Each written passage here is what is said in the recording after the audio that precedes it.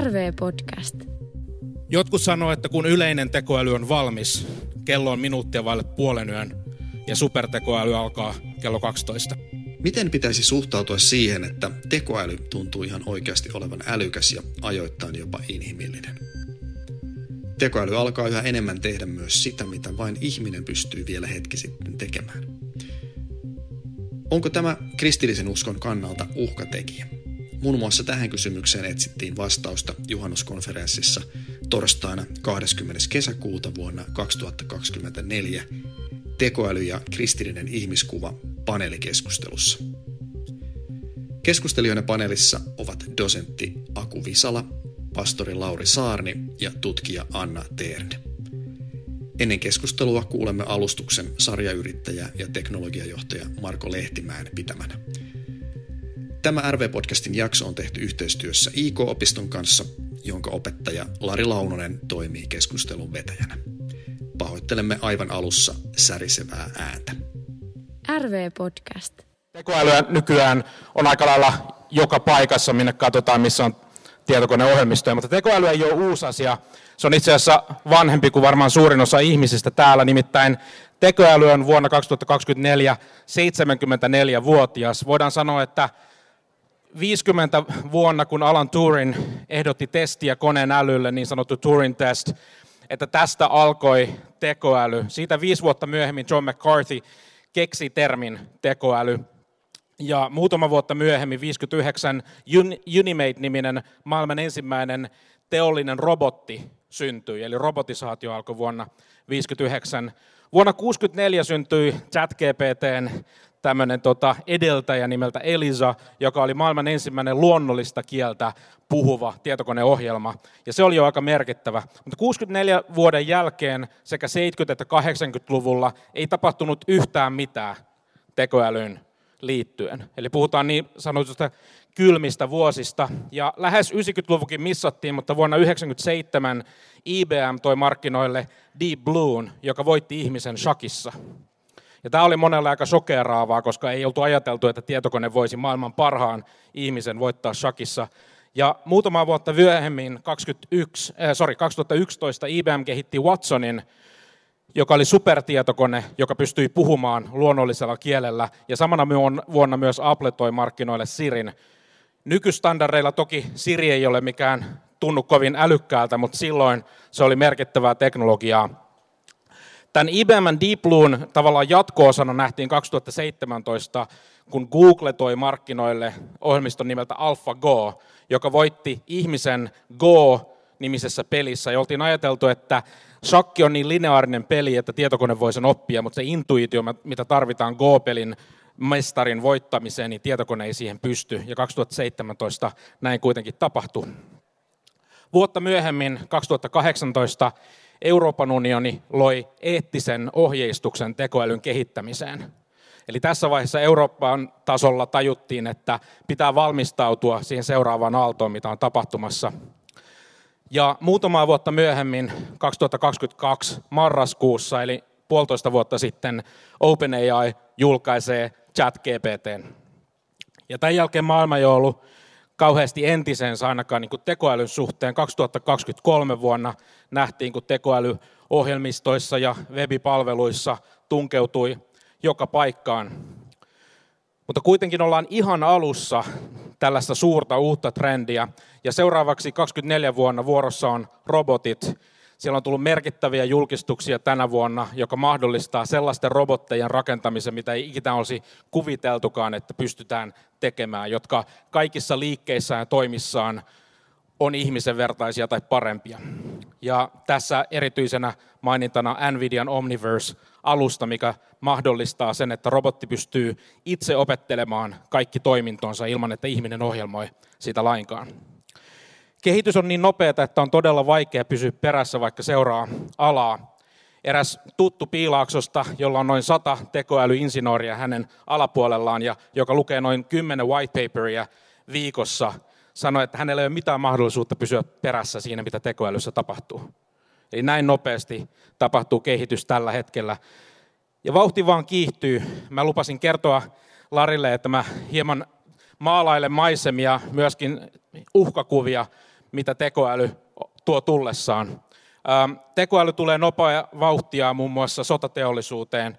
Mä oon mukana yhtiössä, joka kehittää tekoälyn avulla ohjautuvia drooneja, jotka pyrkii torjumaan iranilaisia kamikaze-drooneja siinä vaiheessa, kun niitä alkaa Euroopassa näkymään. Mutta kysymys on, että mitä tapahtuu, kun hävittäjät, droonit, tankit ja ohjukset on tekoälyn ohjaamia. Ja siitä ei ole kovinkaan kaukana. Kyberrikollisuus kasvaa tekoälyn avulla. Deepfake-videot, joita ollaan nähty. Mä oon mukana muun muassa yhtiössä myös, joka pyrkii torjumaan rikollissyndikaatteja, jotka käyttää enemmän tekoälyä joka päivä. Kyberrikollisuus aiheuttaa FBI:n mukaan 6 triljoonan, eli 6 000 biljoonan dollarin tappiot vuositasolla jo ennen tekoälyä. Mutta nyt kyberrikollisuus nousee todella kovaa ja Interpol kutsui alkuvuodesta koolle eri organisaatioiden johtajat hätäkokoukseen, koska tekoälyn avulla kyberrikollisuus on räjähtämässä aivan uudelle tasolle, kuten äänen varastaminen muutaman sekunnin puhelun kautta.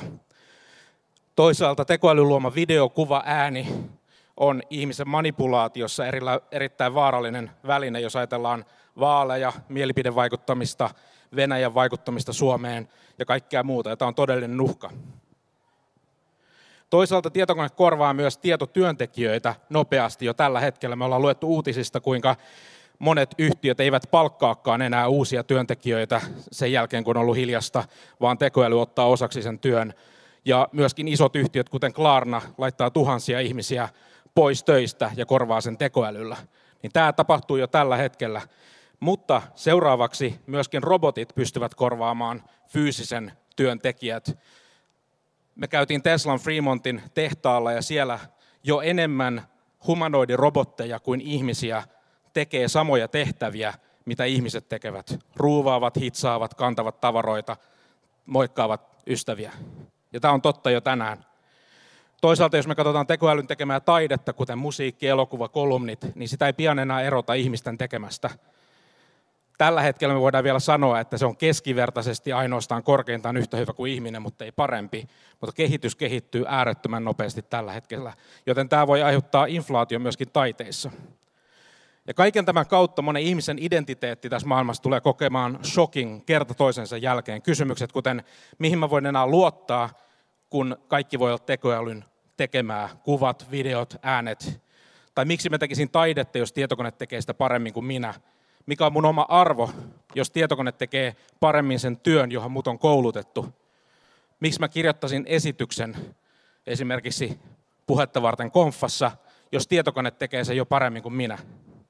Jos tietokone tekee kaiken yhtä hyvin tai paremmin kuin ihminen, mutta sormia napsauttamalla sen sijaan, että se käyttää siihen tunteja tai päiviä tai kuukausia, niin mikä on ihmisen paikka?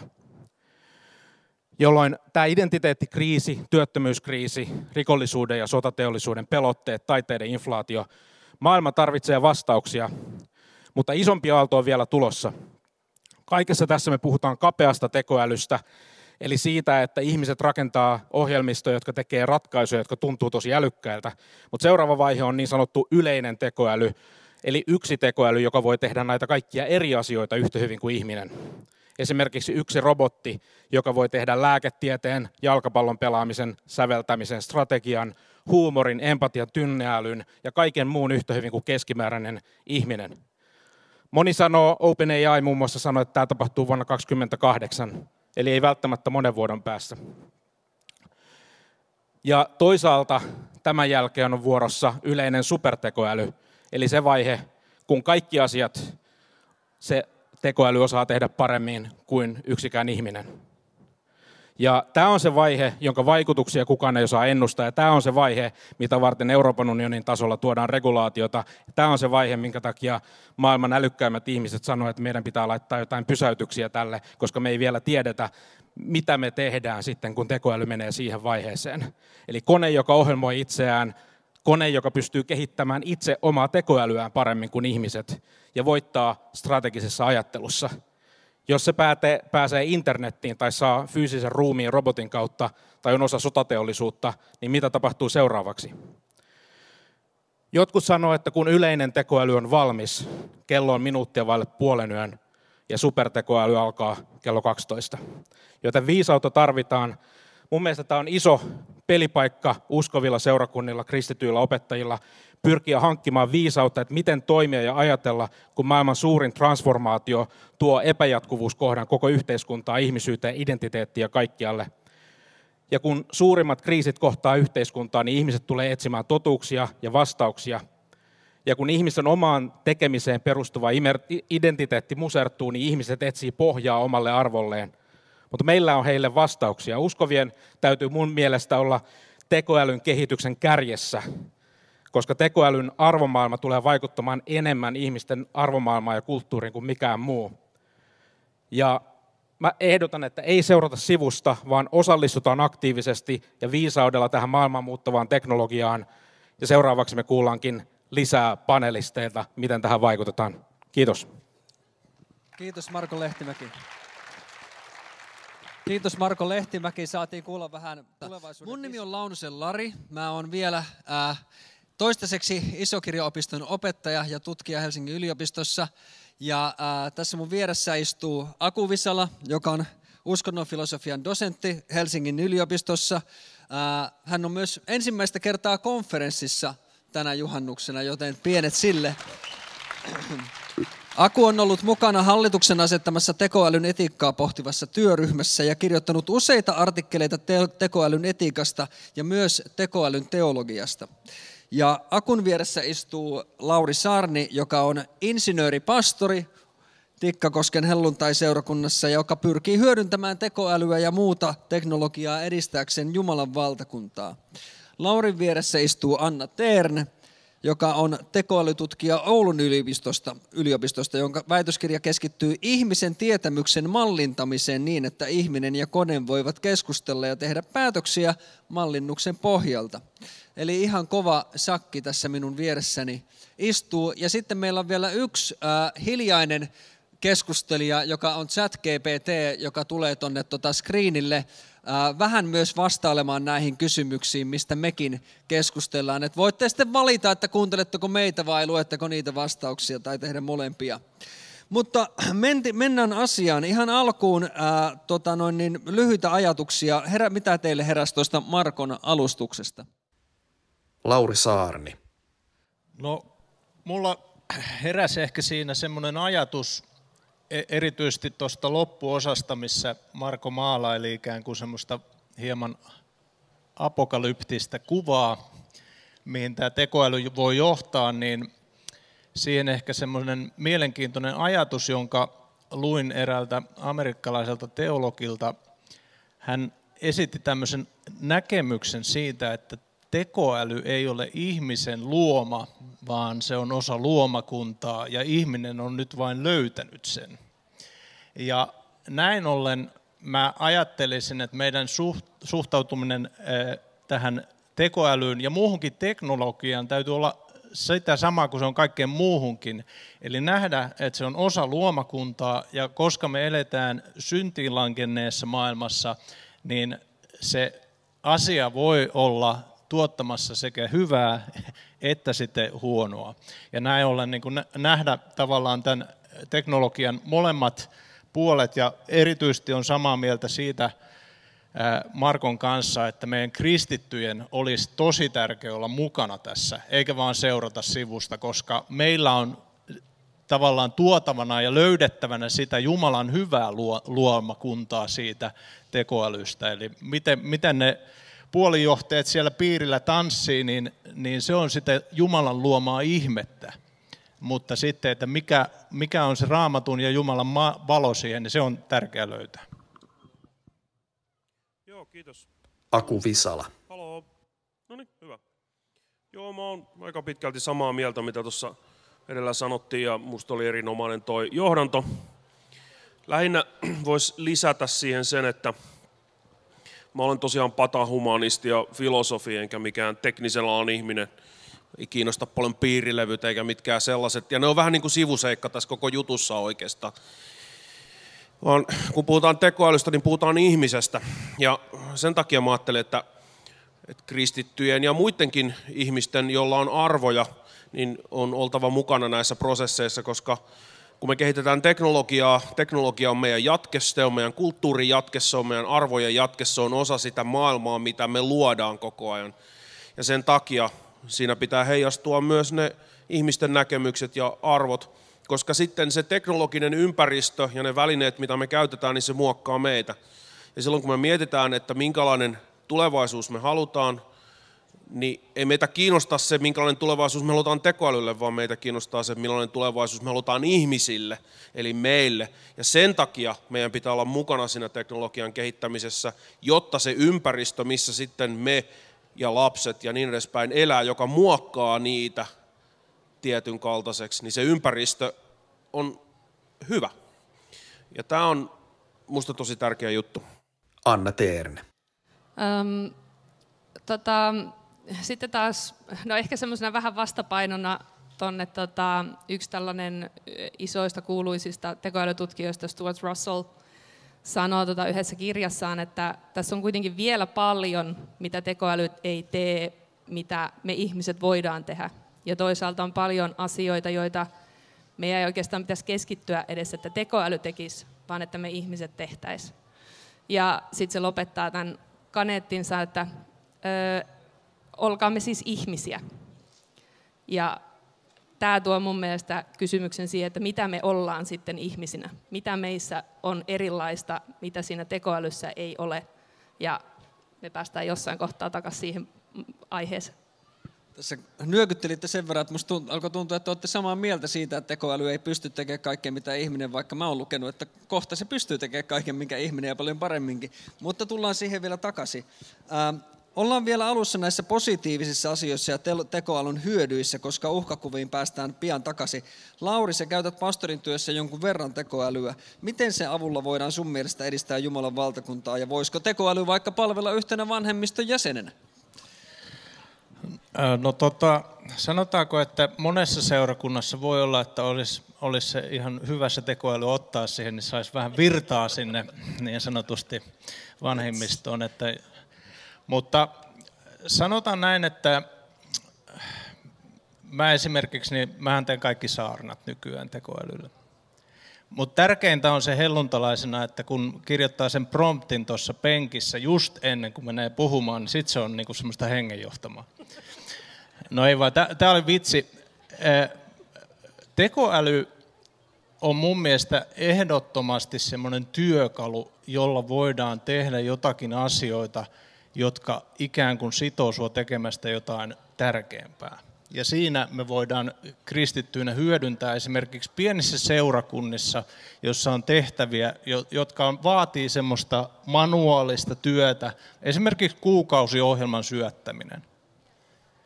Niin kukaan ei tykkää tehdä sitä. Ja monesti se työ jää pastorille, mutta esimerkiksi niin kun mä oon soveltanut tämmöistä ajatusta, mikä apostolin teossa 6. luvussa oli tilanne, jossa apostolit, he ajautuivat tavallaan muihin tehtäviin ja sitten he rupesivat miettimään, että tämä ruoanjako, niin tämä ei ole meidän ydintehtävä, vaan meidän ydintehtävä on sana ja rukous.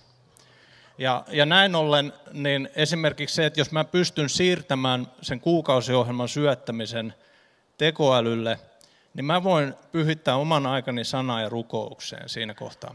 Toki mä mieluummin otan jonkun ihmisen tekemään sitä, mutta pienessä seurakunnassa mun on oikeasti todella vaikea löytää se kaveri tekemään. Kiitos. Anna, tekoälyssä on paljon eettisiä haasteita. Yksi kysymys on se, että mistä saadaan se data, jota käytetään tekoälyn opettamiseen. Avaisitko vähän tätä kysymystä? No mä luulen, että suurin osa tietää, mistä se data tulee. Se tulee meiltä jokaiselta, meiltä kaikilta. Se tulee historian kirjoista, joita on digitalisoitu ja niin edelleen. Eli siellä on hyvin paljon dataa. Se, että tässä on 2 puolta siitä, että kun se data tulee tosiaan meiltä. Yksi eettinen kysymys on se, että miten se vaikuttaa luontoon. Kun se historiallinen data, mitä meillä kirjoissa on, se on digitaalisesti äärettömän pientä. Mutta sitten kun meidän nykyaika alkaa olla sellaista, että 1 minuutissa maailmassa katsotaan 43 tuntia videota. Ja video ei ole enää pientä dataan niin kuin määritelmissä. Ja sitten se, että se data ei ole sellaista, mikä asustaa tässä ilmassa, vaikka se meille siihen kännykkään esimerkiksi tulee ilmasta, vaan se data on laitettu sinne kauas, missä meidän on helppo unohtaa, että se täytyy jossakin kuitenkin olla. Ja se datan varastointi, se datan käyttö siitä sun kännykästä on kallista. Onko tämä nyt se juttu, että ei ole olemassa mitään pilveä, se on vaan olemassa jonkun toisen tietokone? Kyllä, Joo, nimenomaan. se. Se ei ole siis oikeasti pilvessä, vaan se on tietokone jossain muualla. Ja se, että silläkin on merkitystä esimerkiksi sähkönkulutuksessa, että käytätkö sinä sitä dataa Wifin kautta vai puhelinverkon kautta. Wifin kautta se käyttää huomattavasti vähemmän sähköä. Mutta loppujen lopuksi me ollaan myöskin niin kiinni siinä datassa, meidän on pakko käyttää, jos me halutaan löytää konfaan, meidän on pakko käyttää karttaa, joka kertoo meille, mihin me mennään, tai että me löydetään se ravintola ja niin edelleen. Eli tässä on yksi tehtävä tulevalle sukupolvelle ratkaista näitä ongelmia, miten me saadaan siitä parempaa. Toisekseen siinä on sitten taas se eettinen ongelma, että se meidän tekemä data, miten sitä käytetään. Miten sitten, kun sun ammatti on sellainen, jossa ruvetaan käyttämään sitä meidän tuottamaa dataa korvaamaan sun työ. Mun mies on esimerkiksi näyttelijä, ja se, että nykyisin onneksi ne videot ja ne tekoälyllä luodut näyttelijät ei ole vielä niin hyviä, että ne vois mun mielestä korvata. Mutta ei siinä riitä myöskään se, että mun mies kieltäytyisi käyttämästä somea, koska mun mies voidaan luoda sen perusteella, että mitä me jokainen laitetaan videona nettiin, jos meillä ei ole minkäännäköistä sääntelyä. Siihen riittää meidän kaikkien videot ja sitten mun miehestä yksi kuva. Ja siellä varmastikin löytyy netin perukoilta jostain yksi kuva edes mun miehestä. Eli tässä tullaan niinku semmoiseen eettisiin kysymyksiin, mihin me ei voida yksittäisinä ihmisinä vaikuttaa, mutta meidän on pakko ruveta miettimään sitä, että millä tavalla, minkälaiseksi me halutaan, että meidän yhteiskunta muodostuu, miten me halutaan suojata meidän ihmisten työtä ja elantoa sen kautta. Haluatko joku lisätä tähän jotain? Mennäänkö eteenpäin? No mä voisin sanoa tuosta semmoisen, vaan kun sä puhuit tavallaan siitä niin kuin luomakuntaan suhteessa olevasta meidän ajatuksesta, niin mä voin antaa esimerkin, mitä mä oon itse niin kuin henkilökohtaisesti kristittynä. Mä oon tehnyt semmoisen päätöksen, että mä en luo tekoälyllä yhtään kuvaa, ellei mä todella sitä tarvitse. Eli semmoista, että mä kirjoittaisin, että kissa lentää avaruudessa, niin mä en aio tehdä semmoisia kuvia sillä, koska luomakuntaa täytyy suojella, ja se on yksi meidän tehtävä. Ja niin, tämmöinen pieni päätös, se on mun yksilöpäätös, mutta nyt kun mä kerron sitä teille, niin te voitte lähteä täältä niin, että tekää, että tee niitä kissakuvia. Niin siis sen takia, että se sähkönkulutus kuormittaa ympäristöä. Niin, nimenomaan. Eli kuvien tekeminen vie paljon enemmän energiaa kuin sitten, että sä tuot sitä tekstiä vaikka. Eli perehtykää siihen, mitä se maksaa. Ei vaan sun rahapussista, vaan mitä se maksaa tälle luomakunnalle. Minusta oli hyvä esimerkki, tai jossain sanottu, että jos sä syötät yhden tehtävän tuolle ChatGPT:lle, joka sekin on tekstintuottoa, mutta että se montako litraa siihen tarvitaan vettä. Jotain tämmöisiä, muistaako joku ulkoa jonkun tämmöisen määrän?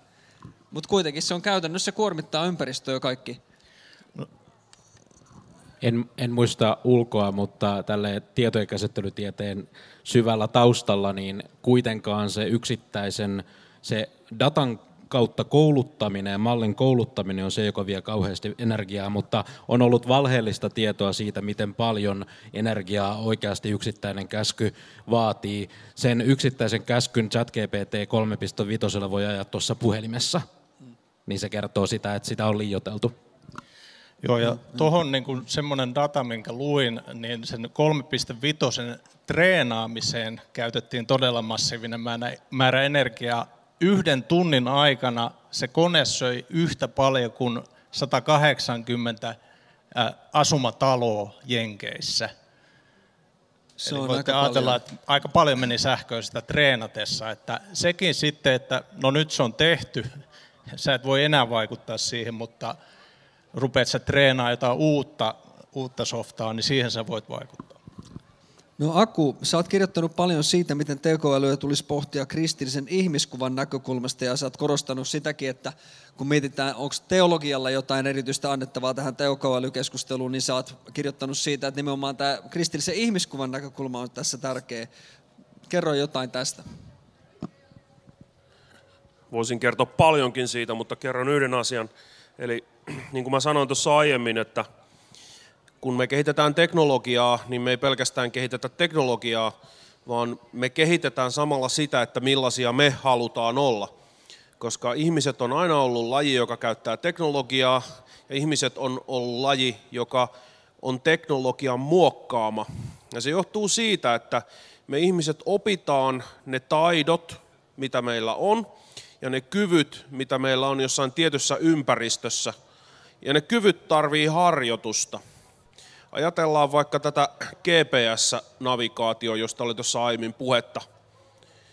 Nyt kun meillä on pääsy sellaiseen, ihmisten ei tarvitse enää oppia suunnistaan, eikä neuvomaan toisiaan, että sen punaisen talon kohdalta vasemmalle sitten about 10 minuuttia. Eli ihmisten kyky mielessään representoida paikka ja tila muuttuu sen takia, että ne käyttää järjestelmää, jonka perusteella niiden ei tarvitse enää tehdä sellaisia kehyksiä päässään, maantieteellisiä kehyksiä ja löytää tapoja navigoida siellä.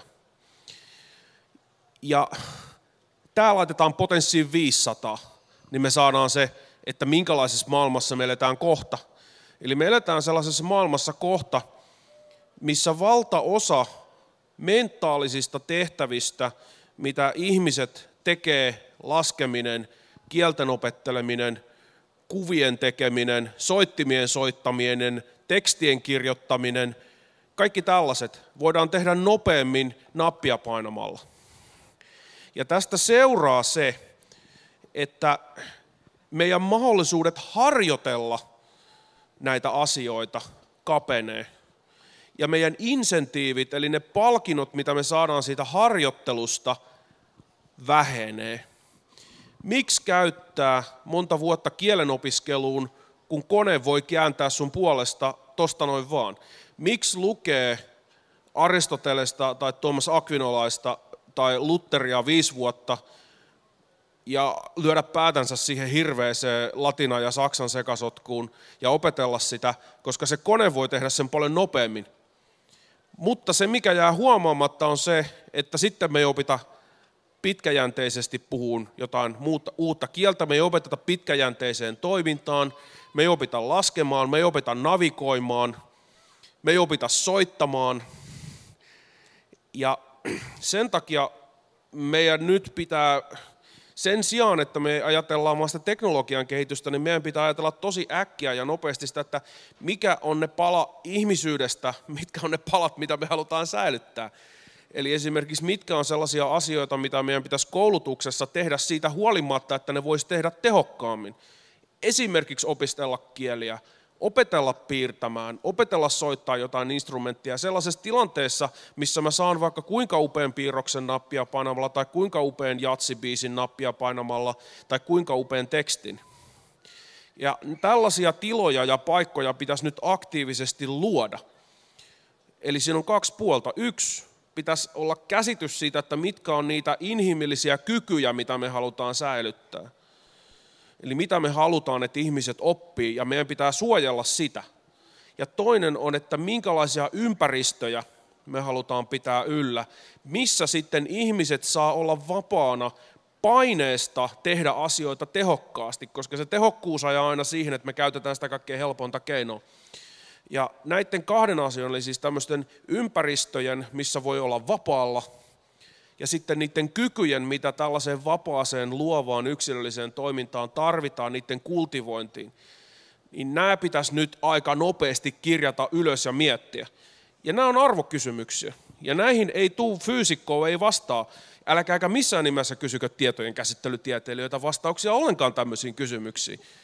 Tuskin ne on edes ihmisiä, ne pysty tämmöisestä niin ottaa kantaa. Ja tähän tarvitaan nimenomaan sitten yhteiskuntatieteitä ja filosofiaa ja teologiaa ja kaikkia ihmisiä, koska se koskee kaikkea.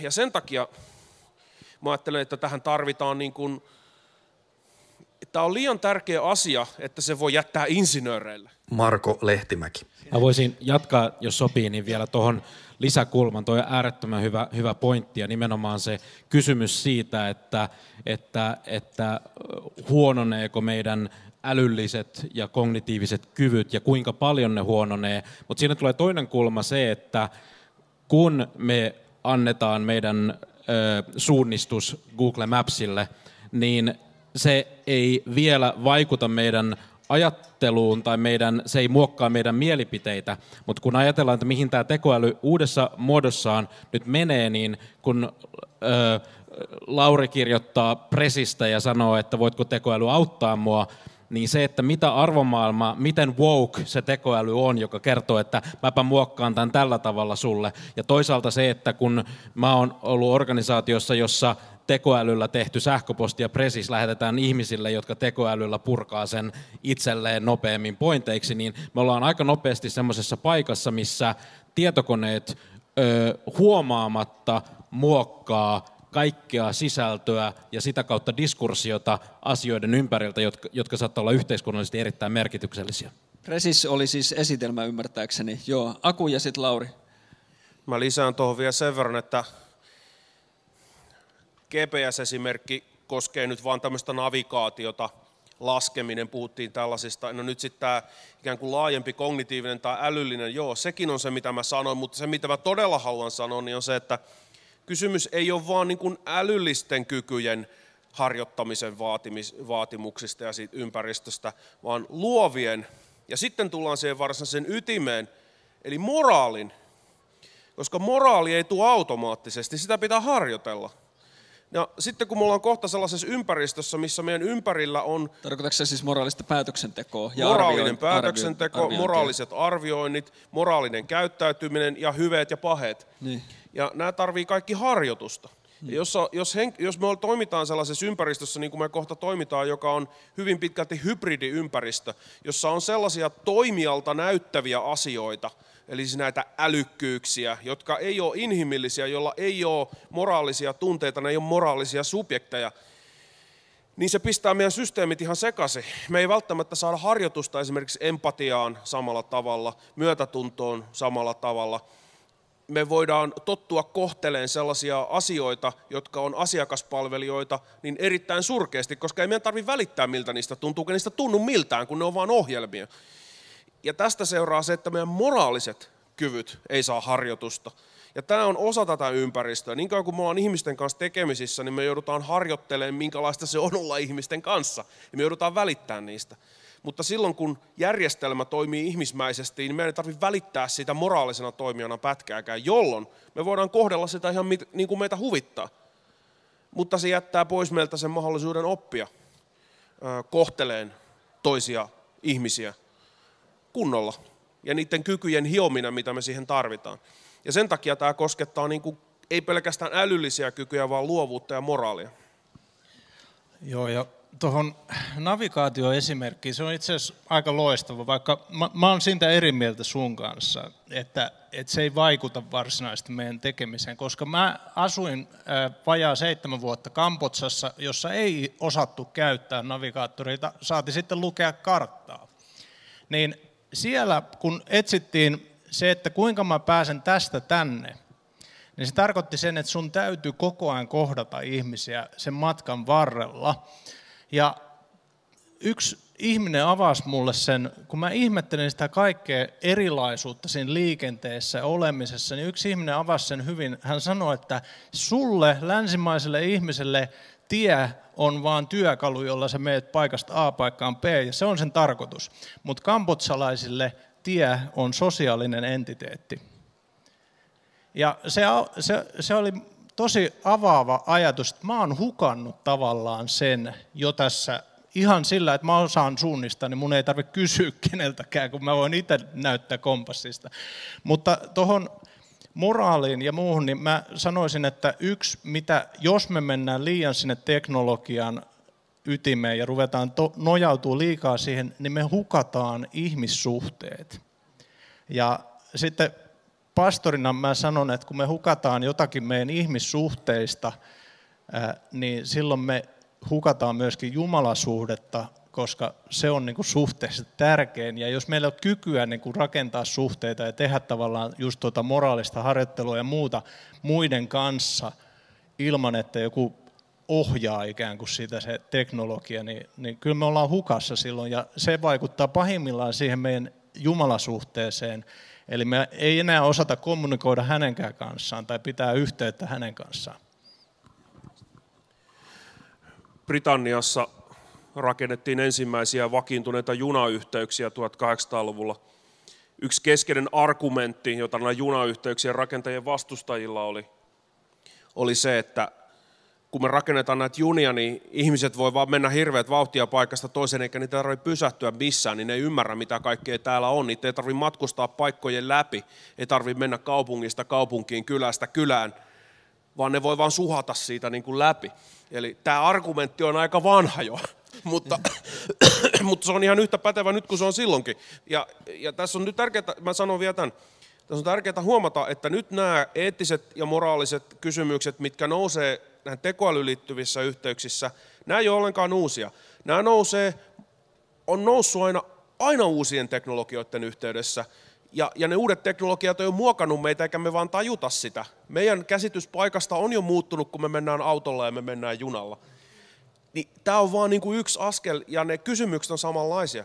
Ja me ollaan niin kuin jo muokkauduttu tietynlaisiksi tämän teknologian seurauksena, mitä me ollaan jo hyväksytty. Mä haluan mennä eteenpäin, mutta mä haluan palata tuohon siihen moraalisten ympäristöjen ja arvojen opetteluun siinä suhteessa, kun sä oot, Aku, puhunut siitä myös, että vaikka me haluttaisiin esimerkiksi koululaitoksessa edelleen opettaa lapsille kirjoittamista, lukemista, laskemista, näitä asioita, ja me pidettäisiin niitä arvossa, niin yksi ongelma on se, että kun tavallaan on markkinatalous ja kiinalaiset opettaa lapsilleen, opettaa käyttää koneita, se sanoitte näin, niin sitten tavallaan sieltä tulee iso tämmöinen taloudellinen paine, joka työntää meidän koululaitosta myöskin sitä kohti, että pitäisi täälläkin niin kuin tehdä asioita tehokkaammin, eikä opetella niitä hitaita asioita, laskemista, kirjoittamista ja kieliä ja niin poispäin. Sanotteko mä nyt oikein tämän sun näkemyksen? Joo, mutta mä tarkoitan vielä vähän enemmän. Eli kun mä sanoin tuossa aiemmin, että meidän pitää luoda sellaisia ympäristöjä, mitkä on vapaita tästä tehokkuudesta, niin se ei ole pelkästään, että meiltä tulee kapitalismin takia Kiinasta joku vaatimus, vaan se on sellainen, että me ollaan totuttu ajattelemaan, että se tehokas on aina parempi. Ja silloin, kun meidän pitää laittaa rahaa pöytään, niin me halutaan tehokkuutta. Ja tämä on sellainen, mitä meidän on tosi vaikea vastustaa. Ja nyt tekoälyn kehitys tekee tämän vielä paljon vaikeammaksi. Joten meidän pitää niin kuin vahvemmin toimia sitä vastaan, eli yrittää luoda sellaisia ympäristöjä ja sellaisia tilanteita ja kultivoida sellaisia käytäntöjä ja arvoja, jotka toimii tehokkuusajattelua vastaan. Ja se ei ole niin kuin juuri tekemistä kapitalismin kanssa, vaan just sen takia, että koska tulee niin paljon helpommaksi tehdä asioita. Eli meidän pitää kultivoida vahvemmin sitä ideaa, että itse asiassa se on arvokasta käyttää 4 vuotta jonkun tekstin tutkimukseen sen sijaan, että me 4 minuutissa laitetaan kone tekemään se sama asia. Mennään eteenpäin. Hyvä, kiitos tästä. Jotkut ennustaa, että teologia, niin kuin tässä kuultiin Markon alustuksessa, että tekoäly vie monien ihmisten työt ja on vienyt jo. Ja myöskin, että tekoäly voi pian olla tai on jo ihmistä parempi lääkäri, sielunhoitaja, muusikko ja kirjailija. Koska työ on niin keskeinen osa ihmisen identiteettiä ja luomiskertomuksessakin monet teologit korostaa, että työ esitetään Jumalan lahjana, ei kirouksena. Ja mä en henkilökohtaisesti, se että sanotaan, että meidän identiteetti on Kristuksessa, joo, mutta kyllä siihen, niin kuin, jos ei meillä ole mitään mielekästä tekemistä, jos ei me saada, ajattelen myös, että Jumala on luonut meidät toteuttamaan niin kuin niitä lahjojamme ja itseämme tietyllä tavalla olemaan hyödyksi toisille. Me halutaan olla hyödyksi ympäristöllemme, mutta tuntuu, että tämä uhataan nyt viedä meiltä pois. Ja Anna on ollut hiljaa pitkään, niin mä haluan nyt tässä heittää sulle pallon. Joo, siis mun mielestä se, että tätä on ensinnäkin äärimmäisen tärkeää miettiä, koska se tekoäly tulee muuttamaan työelämää. Toisaalta se, että meidän pitää ehkä oppia erottamaan se ammatti ja tekeminen toisistaan. Se, että ammatti on jo meidän yhteiskunnassa jotain semmoista, mistä me saadaan rahaa. Mutta se tekeminen, mihin Jumala on meidät luonut, ei välttämättä ole enää se sama asia kuin mistä me saadaan rahaa. Toisaalta meidän yhteiskunta tulee muuttumaan niin, että meidän pitää myös miettiä sitä, että miten meidän yhteiskunta rakentuu. Tällä hetkellä meillä vielä aika hyvin Suomessa voidaan tukea ihmisiä, joilla ei ole töitä tai ei ole edes mahdollista tehdä töitä. Mutta mitä sitten, kun meidän työrakenteet muuttuu niin, että entistä vähemmän ihmisiä tarvitaan tekemään se joku tietty työ? Toisaalta mun mielestä tekoäly tulee myös vaikuttamaan, tuomaan uudenlaisia töitä, mutta se, että meistä ei kukaan tiedä tällä hetkellä, että mikä se kokonaistulos on. Onko se töitä vähentävä vai töitä enentävä, mutta joka tapauksessa se tulee muuttumaan. Mutta sitten taas toisaalta siinä on meillä kristityillä se hyvä puoli, että meillä on joku muu, joka määrittää meidän identiteetin. Ja me voidaan tukeutua Jumalaan. Mutta toisaalta sitten meidän pitää unohtaa se tehokkuus. Ja meidän pitää niin kuin oppia miettimään ja kyselemään Jumalalta, keneksi sä oot mut luonut. Mikä se on se taito, se kyky, se ominaisuus, minkä sä oot muhun luonut. Mitä sä oot ajatellut, että tämä maailma mun kautta tarvii. Ja jos me saadaan sitä tehdä, niin mä luulen, että oli maailmantilanne mikä hyvänsä, niin meillä on asiat aika ok. Jos se Jumala vastaakin, että sori Anna, ei sua nyt enää tarvita mihinkään, kun tämä tekoäly hoitaa kaikki nämä hommat. Tämä nyt oli, no toivotaan, että se ei ole Jumalan vastaus, mutta niin Lauri ja sitä Aku lyhyesti. No tuohon vielä semmoinen, että mun mielestä meidän täytyy tavallaan se huolen näkökulma avartaa vähän pitemmälle kuin se, tavallaan se, että menetäänkö minä työt, vaan että miten esimerkiksi ne heikoimmassa asemassa olevat ihmiset, jotka nyt tekee jo tavallaan meidän näkökulmasta huonoja töitä ja ne ompelee niitä sun H&M-paitoja, mikä päällä sä oot nyt täällä, niin mitä kun ne koneet vie sen homman niiltä sen takia, että olisi tehokkaampaa ja sulla olisi enemmän niitä paitoja täällä. Niin tässä on myöskin tämmöinen näkökulma, että niin kun me ei voida katsoa vain omaa itseämme ja tätä lähipiiriä, vaan meidän täytyy katsoa sinne maailman äärien saakka ihan niitä jokaista ihmistä nähden. Mutta samalla miettiä sitä, että voiko tämä tekoäly jotenkin olla auttamassa niitä heikommassa asemassa olevia. Että tähän on muun muassa jotkut järjestöt pyrkinyt löytämään ratkaisuja, joilla tekoälyn avulla pystyttäisiin edistämään esimerkiksi näitä pyrkimyksiä saada tasa-arvoa maailmaan, parantaa niitä pyrkimyksiä, mitä meillä on tässä, kun vaikka kehitysyhteistyötä tehdään. Elämän mielekkyys tai elämän merkitys edellyttää, että on asioita, jotka on arvokkaita monille, ei pelkästään mulle itselleni. Ja se huoli, mikä mulla on se, että monet sellaiset asiat, mitä ollaan pidetty merkityksellisinä ja arvokkaina tuotteina, mitä ihmiset voi tehdä, muuttuukin sellaiseksi, että ne ei enää ole sitä. Ajatellaan suurta taidetta tai ajatellaan suurta kirjallisuutta. Ne on arvokkaita just sen takia, että vaan se tietty tyyppi tietyssä ajassa, tietyllä hetkellä pystyi tuottamaan jonkun rikoksen ja rangaistuksen, niin kuin Dostojevskin kirjan. Mutta jos semmoisia samanlaisia kirjoja saa nappia painamalla vaikka kuinka paljon, niin se rikos ja rangaistus ei ole enää niin arvokas. Ja sen takia se ei voi olla mun elämälle enää se, mihinkä mut on tarkoitettu, koska se on menettänyt arvonsa, se tuote. Ja sen takia se tulee muuttamaan myös sitä, että mitä meillä sitten täytyy pitää arvokkaana ja mitä me pidetään saavutuksena. Ja mua huolestuttaa tämä. Meillä aika loppuu, mutta hei, mä haluan vielä kuulla siis ihan yhden virkkeen vastaukset kaikilta. Tämä nyt on niin kuin tämmöinen aika iso haaste, mutta nyt mitä tavallinen kristitty, minkälaisia asioita hän voisi tehdä omassa arjessaan tai minkälaisia hyveitä taipumuksia itsessään kultivoida, jotta niin kuin osaisi käyttäytyä oikein kristittynä tekoälyn kanssa. Tämä nyt on hirveän sekava ja laaja kysymys, mutta sanokaa tähän nyt jotakin, hyvät ihmiset. Sano vaan. No, teknologian hyveet on ihan normaaleja hyveitä. Eli jos haluat käyttää teknologiaa hyvin, pyri olemaan hyvä ihminen. Pyri olemaan oikeudenmukainen, pyri olemaan rehellinen, totuudenmukainen ja kultivoi näitä hyveitä omassa elämässäsi, niin sitten kun sä käytät teknologiaa ja ajattelet sitä, mitä silloin teet, on se teknologia ihan mitä tahansa, se GPS tai ChatGPT tai mikä vaan, niin silloin sä paljon todennäköisemmin toimit oikein ja moraalisesti. Ja tässä ei ole musta mitään ihmeellistä, että on ihan sitä samaa moraalia, mitä muutenkin. Mä sanoisin tämmöisen lyhyen, että tee sitä, mitä tekoäly ei koskaan opi tekemään paremmin kuin ihminen, eli rakasta. Kun sä lähdet rakkaudesta, niin siinä se on. Mitäs tuohon enää lisäämään?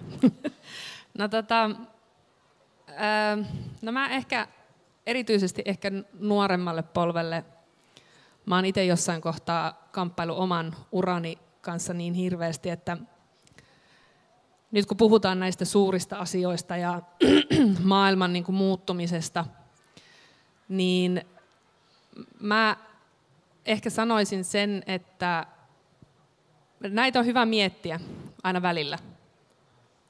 Mutta sitten kun te teette, niin kun elätte sitä omaa elämää, niin teillä on lupa hetkeksi unohtaa, mitä maailmalla tapahtuu, mitä tekoäly ehkä joskus tulee tekemään. Ehkä tekoäly tulee viemään joskus teidän työn. Palatkaa siihen, mitä teillä on lähellä. Palatkaa siihen teidän arkeen, teidän ympyröihin ja teidän lähellä oleviin ihmisiin. Palatkaa siihen, mitä te tykkäätte tehdä ja ettikää siitä se elämän tarkoitus tai se, miten te elämää elätte. Yes, jos mä saan vielä sanoa, niin